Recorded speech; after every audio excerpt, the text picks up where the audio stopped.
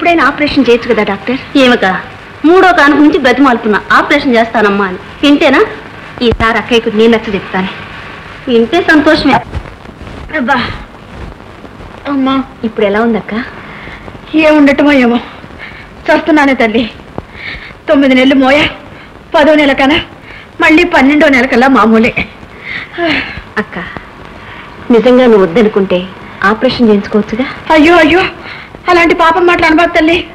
పాపం కాదక్క, 2 లేక 3 బిడ్డలు చాలని భారతంలోనే ఉంది. కుంతీదేవిని మాదిరి సంతాన విషయంలో సలహా అడిగినప్పుడు ఒక బిడ్డ వంశం కోసం, ఒక బిడ్డ దేశ రక్షణ కోసం, మరొక బిడ్డ తల్లి ప్రేమ కోసం చాలందట. అంతకు మించి బిడ్డలు కనడం కామమే కానీ కర్తవ్యం కాదని చెప్పిందటక్క. నీకు నీ సలహాకి ఒక నమస్కారం తల్లి, నన్నిట్ట చావని. అక్క, ఇలాగైతే జనాభా పెరుగుతుందే గాని భూమి పెరగదు. రేపు పిల్లలు పంచుకోవాల్సి వస్తే ఆస్తి తరుగుతుందే గాని పెరగదక్క. నాకొక నాశనం చేయడానికి ఇవిడ కోడలుగా ఇక్కడ దాపించింది కాబోలు దేవుడు. చెప్పారే 3 ఈతలు నక్కొచ్చి 7 ఈతలు నక్కకు ముక్కడం నేర్పిందని ఈవిడ నాకు బోధలు చేస్తుందండి. 2 లేక 3 కంటే సంతానం వద్దనే వద్దంట. నా మిగతా పిల్లల్ని తీగి విసుగు చంపేయమంటుంది కాబోలు. ఏమిటమ్మాయి అసలు గొడవంతా నీకెందుకు? ఎందుకేమిటి బావగారు, మా గంపెడి సంసారంలో ఈవిడ గారికి ఊపిరాడద్దు. ఉమ్మడి కుటుంబం కదా, నాకు పిల్లలు పుట్టి వాళ్ళ ఆయన ఆస్తి అంతా తిరిగిపోతున్నారని కడుపుమంట. ఏంటి ఏమిటి నాన్నగారు, ఏం జరిగిందన్నయ్య? మీ ఆవిడ చేస్తున్న నిర్వాహం రా. ఏమిటి నిర్మల? ఏముంది, మేము ఎద్దులాగా చాకరీ చేసేవాళ్ళమే కానీ నీలాగా చదివామో చచ్చాం. ఇంగ్లీష్ దగ్గర దొరసాలు తెచ్చి ఇంట్లో పెట్టావు. ఆవిడేమో నోటికి హద్దు పద్దు లేకుండా మాకు బుద్ధులు చెప్తుంది. మా ఆవిడ పిల్లలు పుట్టకుండా ఆపరేషన్ చేసుకోవాలి. ఇంతే కదా, వదిన కాన్పులతో కష్టపడుతుందని అలా అని ఉంటుంది. ఏమన్నావురా? సంతానమే అసలు సంపదరా. నీకు ధనం ఎంత పొలం ఎంత అని అడగరు, పిల్లలు ఎంతమంది అని అడుగుతారు. తెలుసుకో అన్నయ్య. తక్కువ సంతానం ఎక్కువ సుఖం దాని అభిప్రాయం. చెప్పింది ఇష్టమైతే వినొచ్చు, లేకపోతే మానేయచ్చు. దీనికి ఇంత రాద్ధాంతం దీనికి? ఊరి ఆడారి పెద్దన్న పెళ్ళాన్ని ఎంత బాగా వెనకేసుకొచ్చావురా అన్నయ్య. అవునరా, చెప్పుదు కుక్క చెరుకు తీసే ఎరుగునని కాలేజీలో చదువుకున్న వాళ్ళకి ఇంతకంటే మంచి బుద్ధులు ఎట్లా వస్తాయి?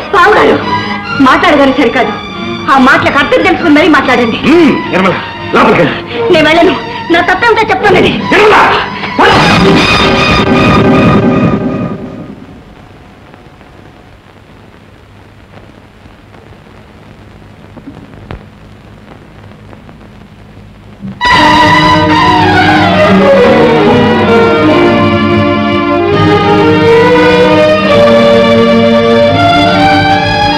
బాబు,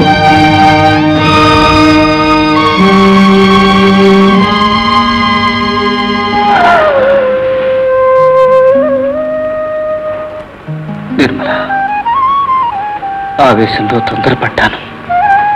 తప్పు నీది కాదు నిర్మల, నాది. భాస్కరం బాబుకు ఒంట్లో ఏం బాగాలేదయ్యా. అది ఉంటూ ఒకటే కలవరింతలు.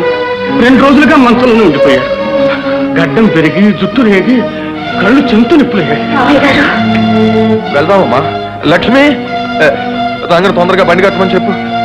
నువ్వు వెళ్ళి బట్టలు అవి సర్దుకోమ్మా.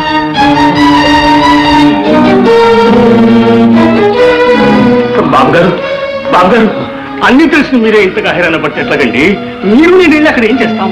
నిర్మలమ్మ గారిని పంపిస్తే ఆడబోతురు, పైగా వెళ్ళాను అడుగు పెట్టిందంటే అన్ని సర్దుకుపోతాయి. అంతేనట్టవా? చూడమ్మా, వెళ్ళగానే అబ్బాయి క్షేమం కబుర్ చేయి. వెళ్దామా, బయలుదేరు.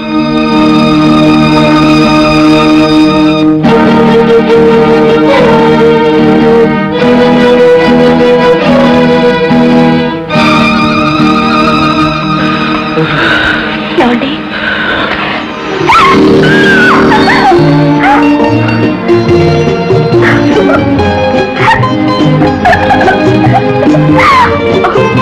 దెబ్బన్నారుగా? అవును, ఇన్నాళ్ళు నేను చెప్పు. దానికి ఇదే ముందు చాలండి. చాలదండి. నువ్వు నన్ను క్షమించావు కదా? ఏ అపరాధానికండి? ఆ రోజు నేను అనవసరంగా కొట్టినాను. మీరు నా భర్త, మీకు అధికారం ఉంది. కాదు నిర్మల, నేనెంత మూర్ఖున్నో నాకు ఇప్పుడు అర్థమవుతుంది. పెద్దవాళ్ళు ఏదో అనుకుంటారని నేను అక్కడ ఉంచానే కానీ ఎవరూ సుఖపడ్డాం. అంచెనిష్టం కంటే ఆదినిష్టం మేలని మీ నానాడే నాతో పాటు తీసుకొచ్చుంటే ఇవన్నీ జరుగుండేవి కావు.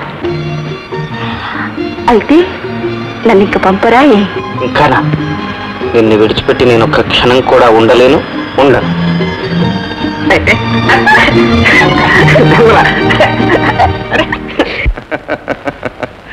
ఏంటి బాబు నవ్వుకుంటున్నారు? చిన్నబ్బాయి ఉత్తరం రాశాడు రా, విను. నాన్నగారికి నమస్కరించరు ఆయనది. నా ఆరోగ్యం గురించి మీరేం ఆందోళన పడనక్కర్లేదు. మీ కోడలు రావడంతో బాగా కోలుకున్నాను, కులాసాగా ఉన్నాను. విన్నావురా? మందులు మాకులతోనూ కాదుట, కోడలు వెళ్ళగానే దొబ్బనయమైపోయిందిట. అందుకనే కదా బాబు అమ్మాయి గారిని ఒక్కతనే పంపమన్నాను. మీరు పంపారు, అంతా సరైంది. ఇంకేం రాశారు బాబు? నీ గురించి కూడా రాశాడు. మరి వాడు ఆడిన నాటకంలో నీ పాత్ర కూడా ఉంది కదా. అంజయ్యను మరీ మరీ అడిగినట్టు చెప్పమని రాశాడు.